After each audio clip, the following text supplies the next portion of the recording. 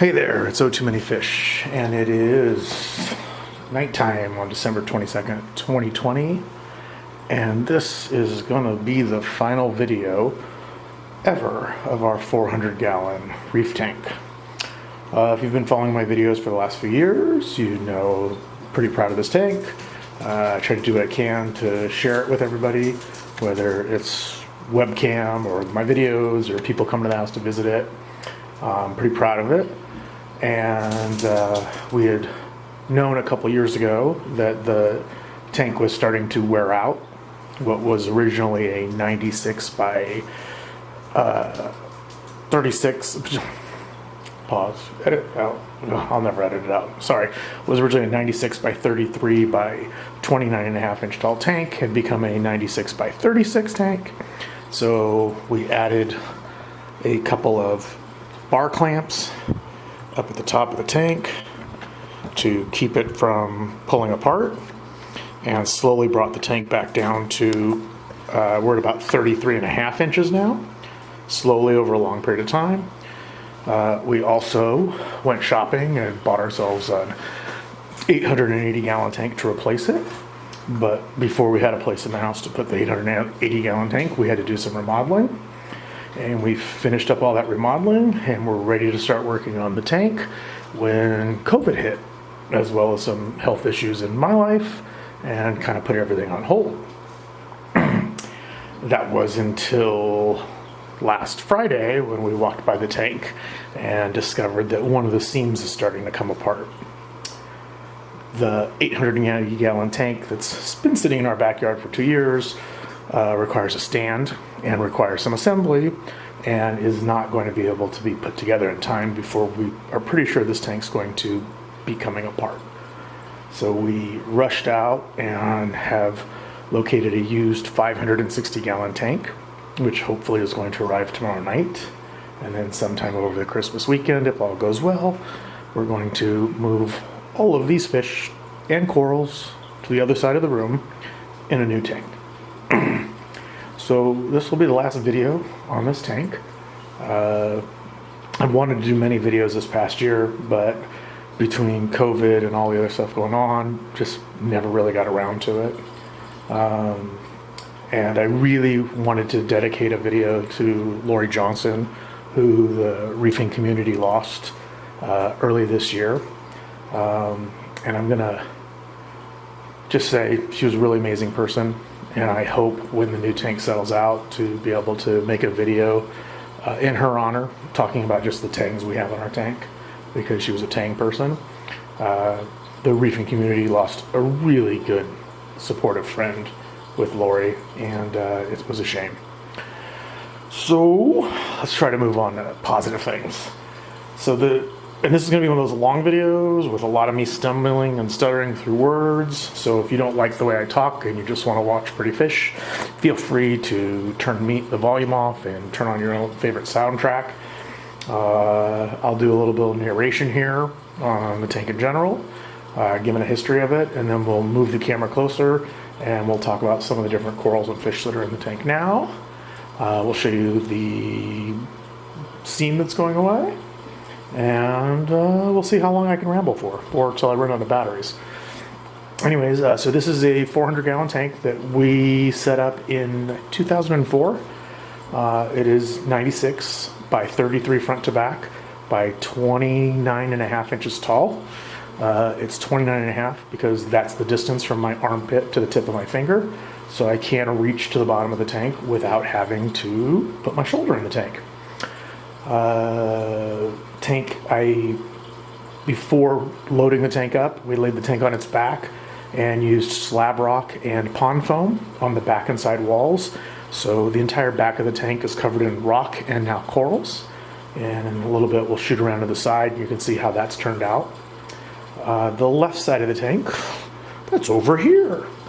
All that pile of rock work is actually not a pile. It's sitting on top of something called fiber grate. And there's actually 2 steps underneath there. So all that rock is only 1 layer thick. And underneath there's a great big open area where all the fish hang out. And I'd be curious to see what fish are in the tank that we don't know about. On the right side of the tank, finger, That's what I call the island. Thanks to coral growth, it really looks like it's kind of connected. When we get the new tank this coming week, which is 10 feet long and 30 inches wide and 36 inches tall, which was a mistake on my part because I cannot reach the bottom of 36 inches. We will hopefully have enough space to be able to spread out the island. And this right here in the center, this is a single piece of rock that goes from the bottom almost to the top of the tank. So getting some space around it again will be a neat look. All right, we had to pause there because the dogs needed to go out. So where should we start with on this? Tank went up in 2004. Since then, there's been a bunch of crashes. I mean, what else would happen in, was that 17 years that this tank's been up and running? There are a few corals that came into this tank from my previous tank. There are some corals that have survived all the different crashes. There are some fish. Let's see. We had a major disaster 12 years ago, 13 years ago, and I shut the tank, turned everything off for maybe almost a year until I got diagnosed with cancer, and then brought the tank back. At that point, I turned the lights on and was surprised to see that the tank was covered in brown algae, but there were still some damsels and yellow tangs in there. And some of those damsels and yellow tangs are still in there now. There's also, I'll show you in a minute, a candy cane coral that I've had for probably 15 plus years in this tank. And there are some mushrooms that are super, super ancient. And some polyps and other things like that. The last time we had a coral disaster in the tank was about a little over 8 years ago, which was a calcwasser accident. The last time we had a major fish loss was 3.5 years ago due to power failure. But there are fish in here that have lived through all of those. For example, the giant blue hippo tang going across the front, some of the yellow tangs, a lot of the damsels, a couple of the clownfish. I'm sure there's some other fish that I am ignoring. We weren't planning on doing this tank changeover, so as recently as last week, before noticing the bad seam, had the trap in the tank and actually removed the gem tang and 3 purple tangs that were just getting a little bit too bossy. We've replaced them with 3 small gem tangs, of which 2 are doing really good, and the third one, they did get their asses kicked the first night, but the third one just isn't eating well. So probably has some type of a parasite. Nobody's picking on him anymore. He looks a little tattered.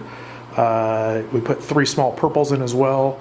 One purple just got his butt kicked within a couple hours by the yellow tangs. He was a little bit too small for the yellows that are in the tank, and so he got moved to the what we call the clown tank outside. And we have not seen the other 2, but we also have not seen them getting their butts kicked. So the highlights of the fish population currently, there are 9 yellow tangs in the tank, 2 blue tangs, 1 chevron tang, let's say 2 purple tangs, 3 gem tangs, and my wife's Achilles tang.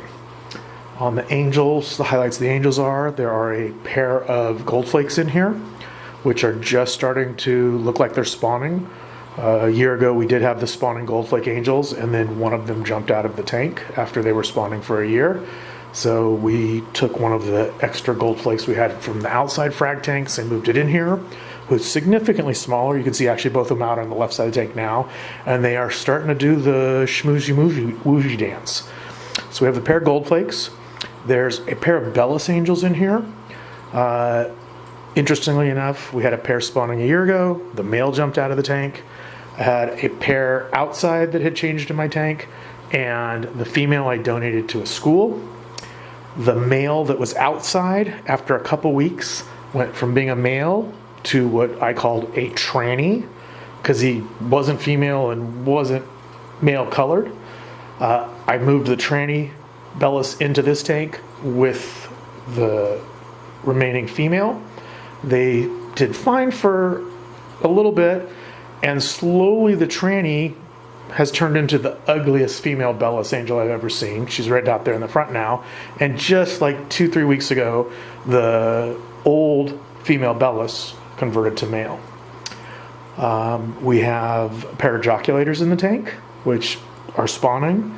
There are, I'm not going to say a pair, there are 2 yellow belly regals in the tank that are from my good friend Vincent at Bali Aquarium. Both of them are unique mist-barred fish. And they hang out together, but I haven't seen any kind of spawning behavior from them. There is a trio of flameback angels in the tank that are spawning. There is a trio of Venustus, 2 of which do a spawning-like type thing, but I haven't actually ever seen them spawn. There is a flame angel in the tank. And did I miss any of my angels? I think that covers the angels. We have an assortment of clowns in the tank. We have one of the silliest fish ever, blue spine cardinal, blue eye cardinal. You know, if you're in the fish store and you see this fish, you're going to walk right past it because it looks like a silly little bleeding heart tetra from back when you were a freshwater hobbyist. And so I've had a couple on and off over the years, and I do kind of like them because they are truly a schooling fish. And for the last 3 or 4 months, we actually have a group of about 12 of them in the tank. And they sure as do school. And interestingly enough, when I got them, this batch was really, really dull. Some of them we've had for about 2 years, I think 4 of them, and then we added 10 more. And now that there's a bigger school, they're starting to get much better coloring, much better coloration. And so we'll show you those in a minute. There are 4 Starkey damsels in the tank. There's a slew of Pseudochromis. And, you know, as nasty as Pseudochromis were in the past, they are cool fish now that they're all being tank raised. So a fish that I always thought was gorgeous, the Arabian Pseudochromis, but was the nastiest fish next to like a clown tang. There's 3 or 4 in this tank, plus hybrids. There's Sankeyeyes, there's hybrid Sankeyeyes, there's a giant Flaviritex. There are spawning Fremondis, spawning Springereyes. There are spawning orange-tailed damsels. There is a spawning pair of target mandarins, a spawning pair of regular mandarins. There are harlequin shrimp. And I don't know.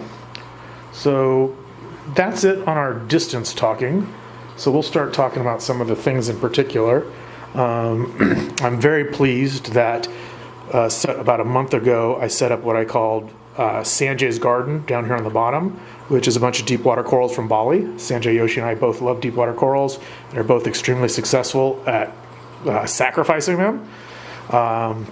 Some of these have been in the tank, about 2 of them have been in the tank maybe 3-4 months now, and the 2 of them left. 2 of them left are at about maybe 4 or 5 weeks. We have some cool Monties in the tank, and so I'm gonna move the tripod and try to keep steady. We'll start from one, or actually, you know what, let's get to the good part, because you know you're all excited about this. I'm gonna come down here. So this is the seam that's gonna fail on us soon. Come on, camera. Right down there, if you look at the very bottom, there's a great big, there's a good shot of it. You can see there's about almost a 1/16 of an inch left till we get to water on the inside edge. So that's what's causing us to rush. Here are the blue spine cardinals that I've talked about, and kind of interesting, they are always on the right side of the tank. I have not seen them ever go to the other side of the tank, but they're cool to watch hang out. We'll come over here in a minute. Also, this tank does have a 2-story surge tank on it that I've been running since the tank was set up.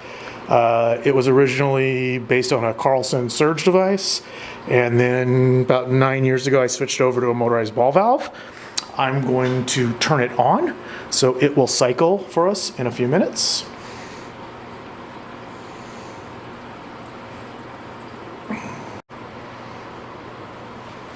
So with the motorized ball valve, the first time it runs for a cycle, we're going to get a bunch of air bubbles. But it's pretty darn quiet. And then with the air bubbles, you'll be able to see how effective the surge is. And then after the first time, I'm going to leave it on, all of a sudden you just see the fish blowing across the tank. There's no bubbles, there's no noise. It's just whoosh, a blast. It's 26 gallons dropping off a 2-story balcony through a 2-inch motorized ball valve. And my calculations on it's the equivalent of about a 26,000 gallon per hour pump. And the Achilles tang loves it. And then also, I don't know if we mentioned in our fish list, we also are up to 3 Borbonius now, without any of them fighting. So that's kind of cool too. So we'll come over to this side of the tank, on the left, and we'll start off, big colony up here. This is one version of Jason Fox's yellow-tip tort. This is a second version. It's sitting on top of a Reef Raft Diablo Monte. In the box is the Jason Fox is the Jason Fox Lepto. There's a couple heads of yellow hammer in the corner right there. Back out for a second, give you some perspective. Above the Duncans, this is a coral that several months back I was cleaning up and I found this just looked like a dead coral laying underneath all the rocks. It was all brown. I pulled it out, I was about to throw it in the trash can, and then I smelled it, and it smelled like it was alive. It didn't look like it was alive, but it smelled like it was alive, so I just stuck it right here on the rock, and a couple weeks later, it colored up, and it turns out that's the UC ice tort that I had lost a long time ago, and it's also a coral that Unique Corals had lost their mother colony a year or so ago, and so I now have it back, and I've given them a frag, so eventually, hopefully, they'll be growing it back out. We're going to come across over here. We've got, cocoa worms. My wife loves them. If you know anybody that has yellow or orange cocoa worm, let me know. I will be forced to get it for her. There's one here. There's another one up here. These have been in the tank quite a while now, so long-term success on them. This little candy cane coral here, right? Silly beginner's coral. It was a silly beginner's coral for me as well. And in the probably 20 years I've had this candy cane coral, I think the most I've ever had is 12 heads. Usually gets up to 3 and 4, then it dies. Then it dies back to 1 or 2, and then maybe 5 or 6, and then it dies again. Behind, I don't know, there's corals everywhere. The whole back wall is clavularia, that's covering the overflow box. This is kind of cool. I've always thought that flame hawks, oops, here comes our surge.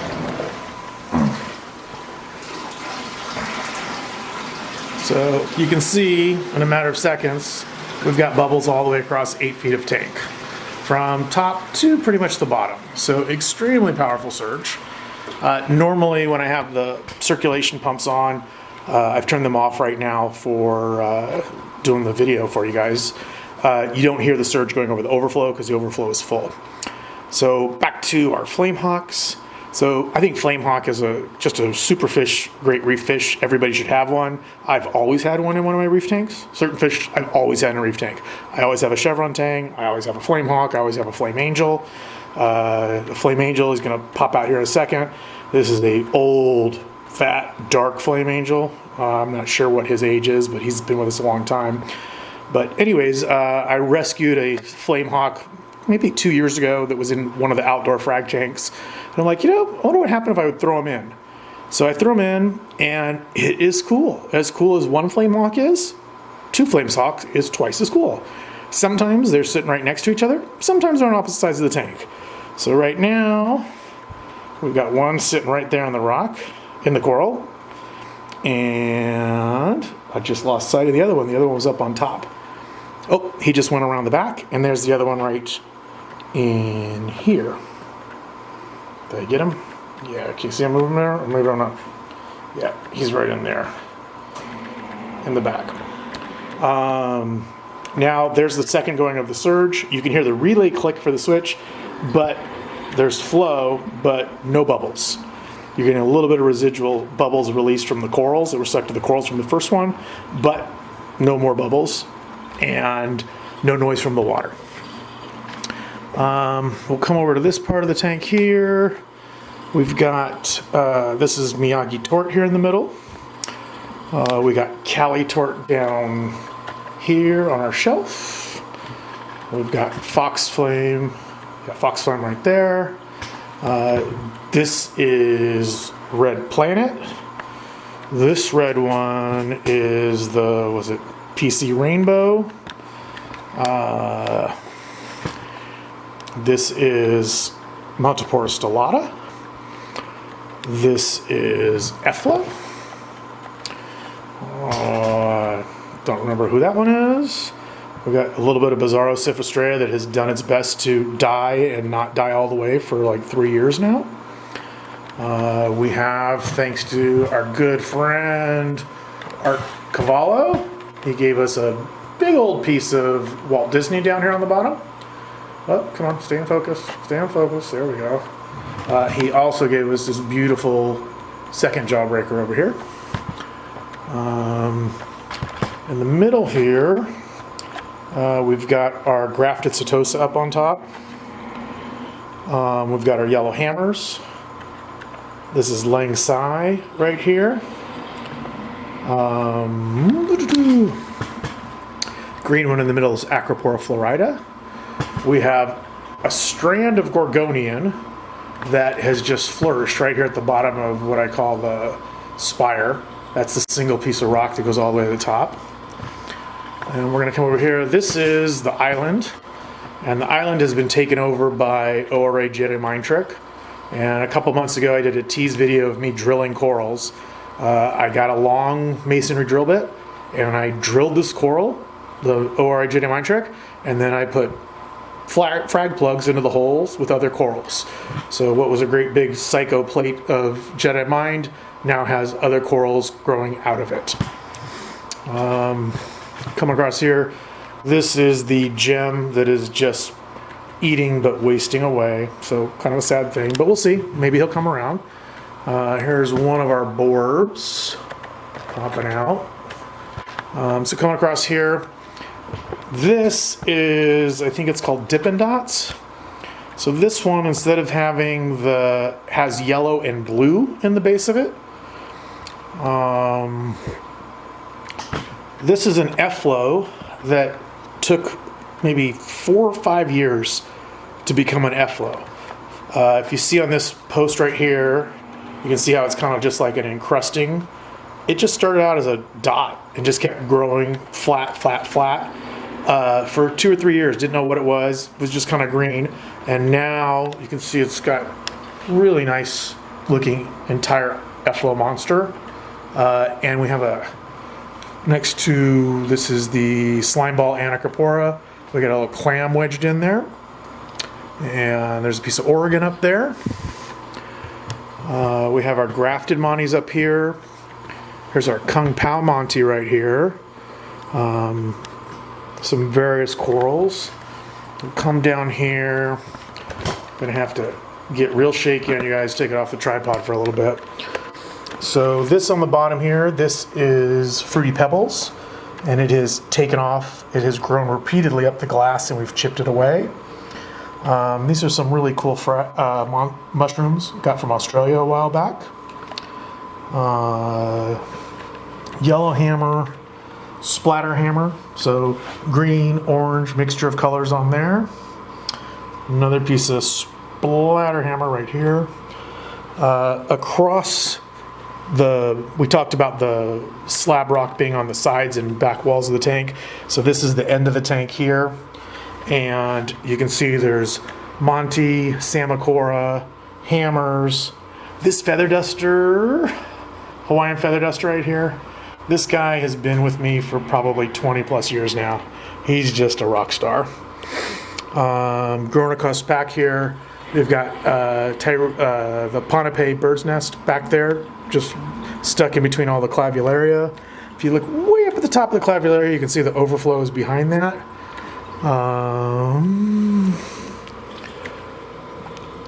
Coming across this side of the tank, the back wall is covered in green star polyps and Monties and some others. This is the grafted Setosa right here. This is a leather coral. This is a neon green Sinularia, and it is a monster. So we'll see it better from the back side of the tank. Here's some of those cool deep water pieces we were talking about earlier. This one's getting some nice color on it. Suhar Sonoy, Jacquelina, Alveopora, perhaps a Parides sitting down there. A little pearl bubble back there. Come across over here, you can see all my guys are out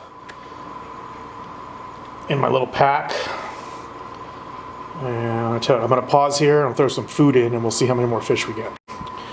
Okay, so food in the tank. I'll try to hold the camera still. We'll be right here in the center of the tank. You get an idea, some of the fish population in there cruising around.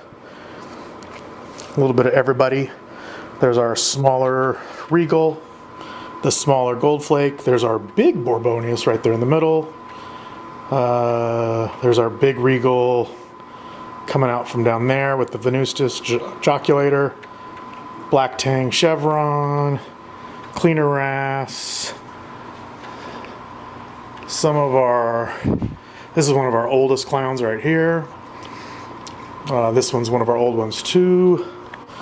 It's one of our new little gems. There's our Storm. Now you can see the pack of cardinals moving across the tank to get their bit of food. And so now we're going to come to the end of the tank, the island here. So here's the Kung Pao Monty. This is the Dippin' Dots, and if you can see right there, there's like one of the blue tips sticking out on a red coral. And so this is the end of the tank. I'll step back here and you see this. So this is 33 inches wide. And now we're looking at the back wall of the tank. So here we've got one of our other borbs. And you can see there's a pretty good gap, enough room for the fish to go back and forth. And there's another borb down there. And actually you can see all three borbs right here in a row. These are a pair of our really old Royal Grammas. You can see they've actually turned silver. Let's see if we can close up on these guys. Can't tell if that's in focus or not. You see some of the blue lines. You can see the red lines too, which makes it kind of look like they are bleeding heart tetras. Here's a little tail spot. We have 3 of these, and this one is taken up home in an old cocoa worm. Coming across the back here. So we've got some mushrooms. We've got a big colony of orange microhammer with green. And looking across the top, you're looking across about 6 feet of coral on the back side of the tank. And then if I get this angle right, can you see the size of the Sinularia growing on the back of the spire? This thing goes from the bottom of the tank all the way up to the top when it's fully opened up. And it's huge. I mean, it is as thick as an arm back there. And oh look, there's little corals back there. And I am a huge fan of the little fish, in case you can't tell. So, like, we've got my little neon goby right here. And if we watch closely, in this rock work are a couple... Oh, there's a great example. Can you see the barnacle blenny right here? I don't think there's enough light for it to pick up. His little head's... it's a little barnacle blenny's head right there. Anyways, I like the little tiny fish. So having little tiny fish that pop in and out of the holes to me is a really cool thing. Here's the sad gem coming over. I'll come back around to this side. So when we talk about little tiny fish, there's one of our harlequins in here underneath the island. It's pretty dark, Sankei. But can you see this guy right here? I'm probably not going to come in. Is he going to come in? Oh, sorry about this. Little guy living right there in the opening. Barnacle blenny. Might need a macro lens for that. So I'm going to pull back here for now, and we'll try giving blue lights a shot. Okay. So we switched over to all blues. We're running 9 Radion G3s Pros. We're shooting with a Canon 70D using a 35-105 lens, and I'm using the Polyp Labs 52 millimeter orange lens, so that you can try to see some of those colors. So I'll kind of pass across over here.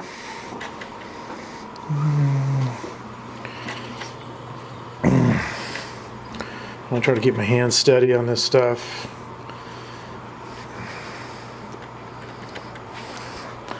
Now with the blue lights, we should be able to get some better shots of like the grafted Setosa, for example. Here's a little piece of the fruity pebbles that we put up top there.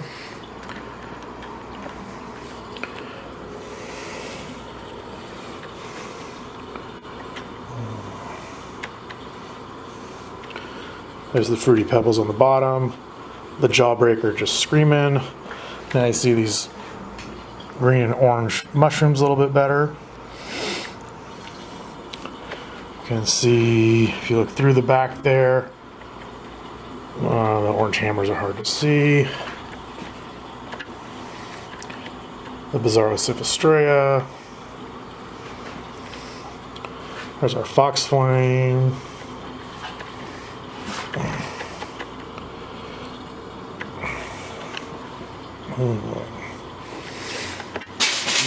So I think that's it for this long video where we're going to say goodbye to my 400-gallon tank. I hope that we're able to show you a good video by the end of the Christmas weekend of our new tank, which I will spin around. So here's what we call our fish room with our 400-gallon on this wall, and whoop, too dark. Anyways, on the other side of the room, we're going to put in the 560-gallon to replace this. So hopefully this will stay together long enough for us to get everything moved over without anybody getting hurt. And we'll have a temporary new tank. We are still planning to move forward on the 880. We're just going to move forward on it a lot quicker than we thought we had to. So this is o2manyfish. This is us saying a video goodbye to our 400-gallon reef. I hope you've enjoyed my rambling and my narrating and my yakking and my stuttering and my stumbling. And have a good night.